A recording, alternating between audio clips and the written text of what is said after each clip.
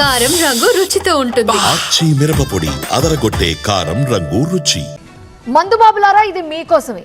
ఈ మధ్య కిక్కులో తేడా కనిపిస్తోందా? ఖరీదైన బ్రాండ్ కొన్న అదే చీప్ లిక్కర్ కంపు కొడుతోందా? వేసిన సీల్ వేసినట్టే ఉన్న అసలు సరుకు మాయమైనట్టుగా అనిపిస్తోందా? అయితే మీ అనుమానం నిజమే.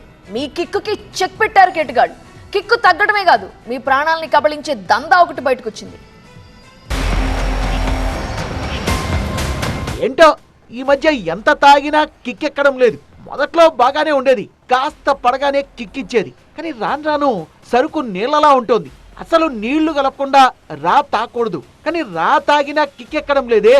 నకిలీ మద్యమా అని అనుకుందామంటే సీసా ఒరిజినల్ది, పైగా సీల్ కూడా ఉంది. మరి ఏమై ఉంటుందా అని ఈ మధ్య మందుబాబుల మధ్య పెద్ద చర్చ నడిచింది. నిన్నటి వరకు వీళ్లకు సమాధానం దొరకలేదు, కానీ ఇప్పుడు బండారం అంతా బయటపడింది.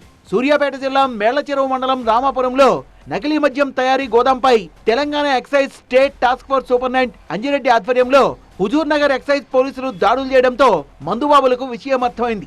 ఒరిజినల్ ఖాళీ బాటిల్స్ ను సేకరించి అందులో సగం నీళ్లు, కొంత స్పిరిట్, కొంత ఒరిజినల్ మద్యం కలిపి సీల్ వేసి కిక్కుకు చెక్కు పెట్టిన మద్యం మాఫియా అరాచకం తెలిసింది.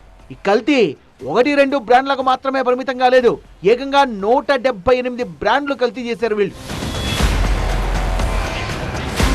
పోలీసులు దాడులు చేసి సుమారు 15 లక్షల రూపాయల విలువైన కల్తీ విస్కీ స్వాధీనం చేసుకున్నారు. కేవలం ప్యాక్ చేసి సిద్ధంగా ఉన్న కల్తీ మద్యం మాత్రమే.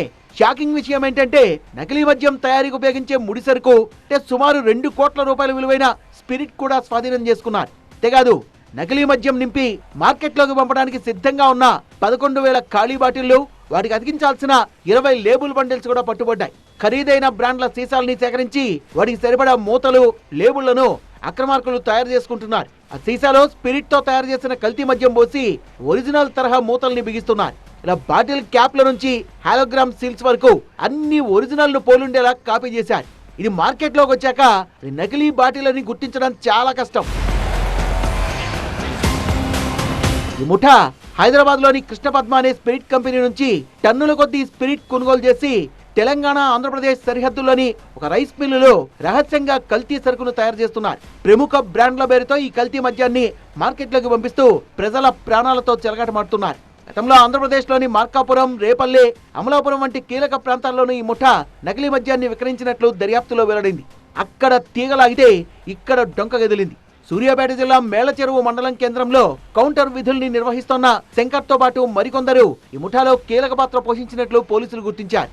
నకిలీ మద్యాన్ని తయారు చేస్తున్నారన్న పక్కా సమాచారంతో వారిని అదుపులోకి తీసుకుని విచారించగా ఈ భారీ దందా గుట్టు రట్టయింది.